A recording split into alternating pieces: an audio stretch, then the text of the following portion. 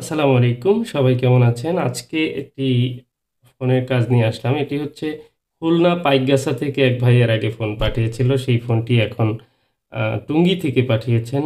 মূলত অন্য একটি জায়গায় ফোনটি ছিল এবং ফোনটির অবস্থা শুনলাম খুবই খারাপ। দেখুন, আ খারাপ বলতে আসলে এই ফোনের স্ক্রু থেকে শুরু করে কিচ্ছু নেই। একদম খোলামেলা রয়েছে। আমি ফোনটি খুললাম।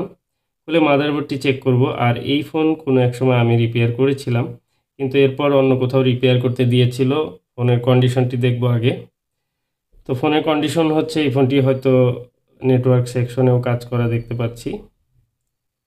তো এ ধরনের ফোনগুলো সাধারণত আমাদের খুব হিসাব করে কাজ করা উচিত, গুছিয়ে কাজ করা উচিত।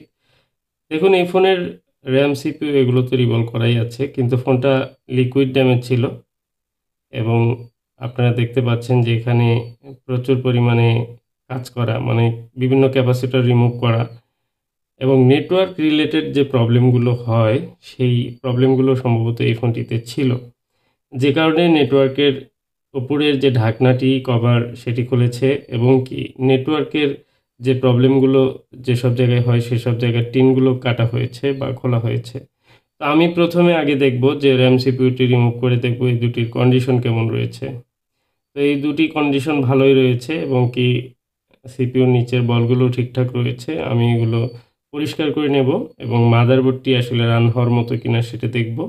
আসলে এই মুহূর্তে ডেড মোডে আছে ফোনটি এবং শর্ট দেখাচ্ছে এবং কোনো ধরনের আ ভালো কোনো রেসপন্স নেই। আমি শুরুর থেকে এই ফোনটি কাজ করা শুরু করব। সাধারণত আমরা যেভাবে কাজ করি একটা ফোনের যখন প্রসেসর রিমুভ করে ফেলি বা ইউএফএস বা প্রোগ্রামিং আইসি রিমুভ করে ফেলি, তখন কিন্তু ফোনটি বুট করার মতো থাকে না। তো তখন একটি রিডিং থাকে, সেই ডিসি পাওয়ার সাপ্লাই রিডিংটি যদি সঠিক আইডেন্টিফাই করা যায় যে না ঠিকঠাক রয়েছে, তারপর কিন্তু আমরা পরবর্তী স্টেজে কাজ আগাই। তো একটির পর একটি স্টেপ নিয়ে আমাদের যখন কাজগুলো ঠিকঠাক মতো করা হয়, তখন কিন্তু ফোনটি সুন্দরভাবে কাজ হওয়ার সম্ভাবনা থাকে। দেখুন, এই ফোনটির আসলে প্রচুর পরিমাণে ময়লা রয়েছে ফোনটির মাদারবোর্ডে এবং অনেক কাজ করা। পাশাপাশি ফোনটি ওয়াটার ড্যামেজ ছিল। যে কারণে আমি এই ফোনটির ১ম এ মাদারবোর্ডটি ভালোভাবে ক্লিন করে নেব এবং কি এখানে যে ক্লিনার মেশিন রয়েছে সানশাইন কোম্পানির, এটির মধ্যে এই ৩ থেকে ৪ মিনিট রাখলে তারপর দেখা যাবে যে এটি ওয়াশ হয়ে গেছে। বেশ কিছুক্ষণ পরে আবার দেখা যাবে এটাকে উল্টিয়ে এদিক ওদিক করে দিলে মাদারবোর্ডটি একদম ক্লিন হয়ে যাবে। এটি হচ্ছে একটি ক্লিনিং প্রসেস। এরপরেও আপনারা ম্যানুয়ালি কিন্তু ব্রাশ দিয়ে খুব সুন্দরভাবে কিন্তু ক্লিন করে নিতে পারেন। অনেকে বিভিন্ন ধরনের লিকুইড ব্যবহার করেন। যেটি খুশি আপনারা ব্যবহার করে এটিকে পরিষ্কার করে নিতে পারেন। তো দেখুন, ময়লাগুলো বেরিয়ে আসছে এবং বিভিন্ন আইসির ভিতরে অনেক সময় দেখা যায় পেস্ট লেগে থাকে, অনেক ধরনের ময়লা লেগে থাকে, যেগুলোর জন্য কাজ করা সমস্যা। তো এই ময়লাগুলো বেরিয়ে আসার পর মাদারবোর্ডটি একটু পরিষ্কার করে তারপর এটিকে কাজ করব। কাজ বলতে এই মাদারবোর্ডটি যিনি পাঠিয়েছেন উনিও জানেন যে এটির কন্ডিশন খুব খারাপ। এটি অন্য কোথাও দেখিয়েছিলেন। তারা এই কথাটি বলেছে। তো এখন এই ফোনটি আসলে রান করা যায় কিনা বা চলার মতো কিছু করা যায় কিনা সেটি চেষ্টা করতে হবে। তো যেহেতু লিকুইড রয়েছে আমি একটু শুকিয়ে নিচ্ছি মাদারবোর্ডটি। এরপর ভালো করে চেক করব। সবচেয়ে বড় কথা হচ্ছে যে যখন একটি মাদারবোর্ড ক্লিন করা হয় সুন্দরভাবে, তখন সেই মাদারবোর্ডটি দেখতেও ভালো লাগে, কাজ করতেও সুবিধা হয় এবং কোনো মিসিং থাকলে সেটি চোখে পড়ে। দেখুন, মাদারবোর্ডটি কিন্তু খুব ফ্রেশভাবে ক্লিন হয়েছে। দেখুন, এখানে নেটওয়ার্কের যে পিএ রয়েছে 2G পিএ, সেখানে ক্যাপাসিটর কিন্তু ড্যামেজ এবং চার্জিংয়ের এখানে বেশ কিছু ক্যাপাসিটর রিমুভ করা হয়েছে। এখানে ইউএসবি লাইনে একটি রেজিস্টর মিসিং রয়েছে। তো বেশ কিছু ক্যাপাসিটরও মিসিং রয়েছে। তো সব মিলিয়ে আমি দেখতে পাই এই মাদারবোর্ডটি আরও প্রবলেম রয়েছে এবং শর্ট রয়েছে। দেখুন, আপনারা নিশ্চয়ই লক্ষ্য করছেন, থার্মাল ক্যামেরার মাধ্যমে আমি দেখছি। এখানে নেটওয়ার্কের নিচে যে সকেটটি রয়েছে, সকেটের অপর প্রান্তে গরম হচ্ছে, কারণ অপর প্রান্তে একটি আইসি রয়েছে, দেখুন এপিটি আইসি, যে নেটওয়ার্কের মূলত ভোল্টেজ সাপ্লাই করে থাকে এবং এই আইসির থেকে কিন্তু নেটওয়ার্ক সমস্যা হয়, নো সার্ভিস সমস্যা হয় এবং কি অনেক ক্ষেত্রে আমি দেখেছি যে চার্জ কম থাকে বা কল আসলে অত্যন্ত গরম হয়ে ফোনটি অফ হয়ে যায়। এ ধরনের সমস্যা এই আইসি থেকে হয়। আর অলরেডি এই আইসির আশেপাশে ক্যাপাসিটর রিমুভ করে ট্রাই করেছেন শর্টটি রিমুভ করার অ্যাকচুয়ালি কিন্তু আইসিটি শর্ট, এই আইসি শর্ট হয়ে যায় অনেক সময়। অনেক আইসি অনেক ফোনেই এই আইসিগুলো ব্যবহার করা হয়েছে। আইফোনের মতো ফোনেও কিন্তু এই আইসিটি ব্যবহার করা হয়েছে। তো এই আইসিটি আমি এখন রিমুভ করে অন্য একটি মাদারবোর্ড থেকে আইসিটি লাগিয়ে দিব। সেই সাথে আশেপাশে যে ক্যাপাসিটরগুলো রয়েছে এবং যেগুলো আসলে লাগানো প্রয়োজন সেগুলো অবশ্যই লাগাতে হবে। তো দেখুন আমি মাদারবোর্ড থেকে ক্যাপগুলো বসিয়ে দিচ্ছি একে একে।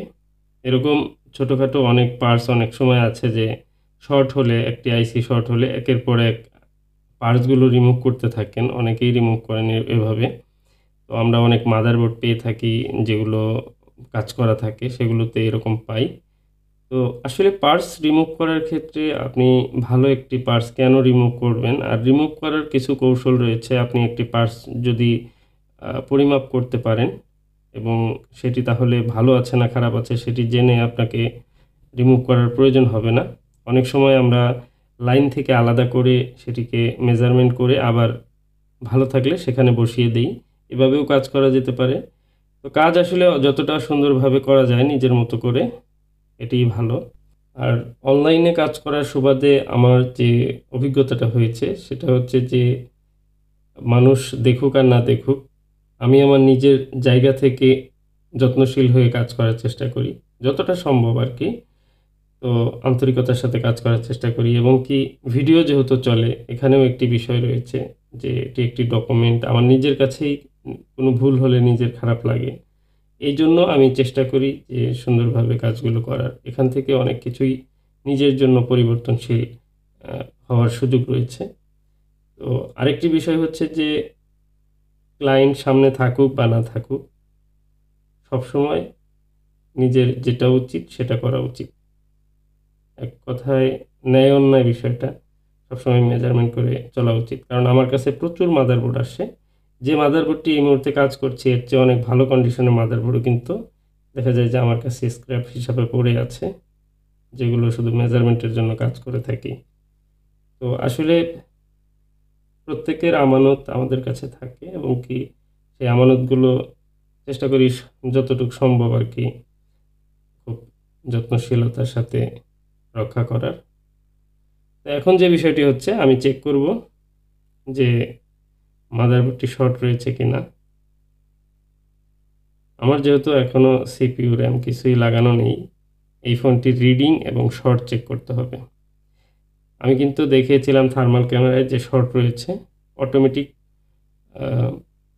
20 থেকে 25 এরকম একটি অটো রিডিং ছিল এবং ওই আইসিটি শর্ট ছিল, গরম ছিল। তো আইসিটি চেঞ্জ করলাম, এখন শর্ট নেই। তো বাকি যে সিপিইউ এবং র্যামটি রিভলভ করব, রিভলভ করে তারপর আবার ইনস্টল করব। আশা করি ফোনটি যদি র্যাম সিপিইউ ভালো থাকে ফোনটি রান করবে। এরপরে যদি রান না হয় সেক্ষেত্রে আমাকে রোম আইসিটি বা ইউএফএসটি খুলে সেটি রিভলভ বা চেক করতে হবে। তো কাজের স্টেপ আসলে কাজই বলে দিবে। প্রথমে হচ্ছে একটি ফোনের পাওয়ার সেকশন কমপ্লিট না করে আমরা কিন্তু র্যাম সিপিইউতে যেতে পারবো না, এটি হচ্ছে কমন বিষয়। যদি এরকম সন্দেহ থাকে যে সিপিইউ শর্ট আছে, সিপিইউর ভিতরে বল শর্ট আছে বা কোনো সমস্যা আছে, তাহলে অবশ্যই সিপিইউটি রিমুভ করে তারপর আমার পাওয়ার সেকশনটি কমপ্লিট করতে হবে। কমপ্লিট হওয়ার পর তারপর কিন্তু আমার সিপিইউতে যেতে হবে। সিপিইউ যখন প্রোগ্রাম চাবে, রিকোয়ারমেন্ট থাকবে প্রোগ্রাম পাওয়ার জন্য সিপিইউ ট্রাই করবে, তখন আমার র্যাম এবং রোম বা সফটওয়্যার সেটিকে অবশ্যই কমপ্লিট থাকতে হবে।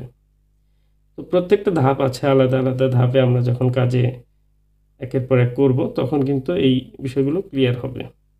যাই হোক, পরিষ্কার পরিচ্ছন্নভাবে আমি কিন্তু সিপিইউটি আবার রিভলভ করে ইনস্টল করছি। সিপিইউটি হালকা করে শেকিং করে দেব এবং প্রতিটি বল যেন ঠিকঠাক মতো পেল কিনা সেটি কনফার্ম হব। তো সিপিইউ ইনস্টল শেষ, এবার আমি আবার র্যামটি রিভলভ করব। দেখুন র্যাম সিপিইউ কিন্তু অনেক আগে আমি রিভলভ করেছিলাম, আমি বলেছি, কিন্তু তখন ফোনটির কন্ডিশন ভালো ছিল। আর র্যাম সিপিইউ এখনও কিন্তু ভালো থাকার সম্ভাবনা বেশি, কারণ কোনো স্ক্র্যাচ নাই, কোনো ধরনের ড্যামেজ নাই। আর সবচেয়ে বড় কথা হলো যদি শুরুতে ভালো একজন এক্সপার্ট দিয়ে আপনি এগুলো রিভলভ করিয়ে নেন, তাহলে পরবর্তীতে আসলে সেগুলো খারাপ হওয়ার সম্ভাবনা কম থাকে। কারণ শুরুতে যখন আইসিটি ভালোভাবে ক্লিন করা হয় এবং রিভলভ করা হয়, সেই আইসিটি যখন পরবর্তীতে রিভলিংয়ের কাজ করা হয়, তখন সেটি অনেক সহজ থাকে। কারণ তখন আর কোনো গ্লু থাকে না এবং কি লো মেল্টিং রিবল পেস্ট থাকে, যে কারণে খুব সুবিধা হয়। এটি একটি সহজ বিষয়। আইসি খারাপ হওয়ার সম্ভাবনা কম। আমি আশা করব যে ফোনটি অন হবে। এরকম একটি কন্ডিশন, ফোনটি আসলে মূলত লিকুইড ড্যামেজ, এটি হচ্ছে এই ফোনটির জন্য সবচেয়ে খারাপ দিক। দ্বিতীয় হচ্ছে যে ফোনের এলোমেলো ক্যাপাসিটরগুলো রিমুভ করা, এটিও আসলে উচিত না। তো আরও অন্যান্য আইসিগুলোতে পানি গিয়ে খারাপ হতে পারে এবং নেটওয়ার্ক আইসিতে যে অবস্থা, পাওয়ার আইসির ভোল্টেজগুলো ঠিকঠাক রয়েছে, আশা করি অন হবে। নেটওয়ার্কের বিষয়টি দেখতে হবে যে ঠিকঠাক আছে কিনা, কারণ নেটওয়ার্ক প্রবলেমের কারণেই কিন্তু এই ফোনটি কাজ করা হয়েছিল। ফোনটিতে চার্জ অনেক কম রয়েছে। আমি চেষ্টা করব যে পাওয়ার সাপ্লাইয়ের মাধ্যমে অন করার। তো মনে হচ্ছে রিডিং ভালো, অন হওয়ার কথা। দেখি, আপনাদের দেখাচ্ছি। দেখুন, লেখাও আসছে। তো খুব খারাপ অবস্থা থাকলেও ফোনটি অন হলো। আমি পুরোপুরি অন হওয়ার জন্য অপেক্ষা করব। যাই হোক, আলহামদুলিল্লাহ অন হয়েছে। আর এবার কিন্তু একটি লাইক দিতেই পারেন। আসলে লাইক কমেন্টের মাধ্যমে কিন্তু উৎসাহ দিলে কাজের যে সৌন্দর্য সেটি আরও বেশি হয়, ভালো হয় এবং কাজের ধারাবাহিকতা ঠিক থাকে। তো এখানে সব কিছু ঠিকঠাক রয়েছে। আশা করি যে ব্যাটারিটি চার্জ নিবে। চার্জার দিয়ে ব্যাটারি চার্জ করতে হবে, কারণ চার্জার লাগানোর পর যে লোডিং নেওয়ার কথা সেটি নিচ্ছে না। সেখানেও প্রবলেম রয়েছে মনে হচ্ছে। দেখি, দেখুন এখানে আসলে এমন কিছু জিনিস আছে যেগুলো না থাকলে কিন্তু চলে না। দেখুন, এখানে একটি রেজিস্টর থাকে 100 ওহমসের, এটি কিন্তু মিসিং রয়েছে। তো আমি এখানে আপাতত জাম্পার করে দেব। জাম্পার করে জাস্ট ফোনটা চার্জে দিব। এরপর আরও চেকিং করতে হবে, কারণ ফোনটি তো ড্যামেজ, আরও অন্যান্য প্রবলেমও থাকতে পারে। এ ধরনের ফোনের ক্ষেত্রে অনেক সময় দেখা যায় যে প্রাণ ফিরলেও অনেক সময় চোখে দেখে না, কানে শোনে না, এরকম সমস্যা হয়। সাইড এফেক্ট থাকতে পারে, যেগুলো নিয়ে আবার কাজ করতে হয়। তো পাওয়ারটা অন্তত কমপ্লিট হলো। আশা করি ভিডিওটি ভালো লেগেছে। আর এখান থেকে আপনারা যদি কিছু ভালো লেগে থাকে, অবশ্যই চ্যানেলটা সাবস্ক্রাইব করে ভিডিওতে একটি লাইক দিয়ে দিবেন। আর অন্যান্যদের সাথে শেয়ার করে রাখবেন, যেন এ ধরনের প্রবলেমগুলো এবং কি নিট অ্যান্ড ক্লিনভাবে কাজ করার যে একটি সুন্দর মজা, সেটি আপনারা যেন সবাই উপলব্ধি করতে পারেন। আশা করি সবাই এই বিষয়টি ভালোভাবে নেবেন। ভিডিওটি আজকের মতো এখানেই শেষ করব। সবাই ভালো থাকুন, সুস্থ থাকুন, এই শুভকামনায়। আসসালামু আলাইকুম ওয়া রাহমাতুল্লাহ।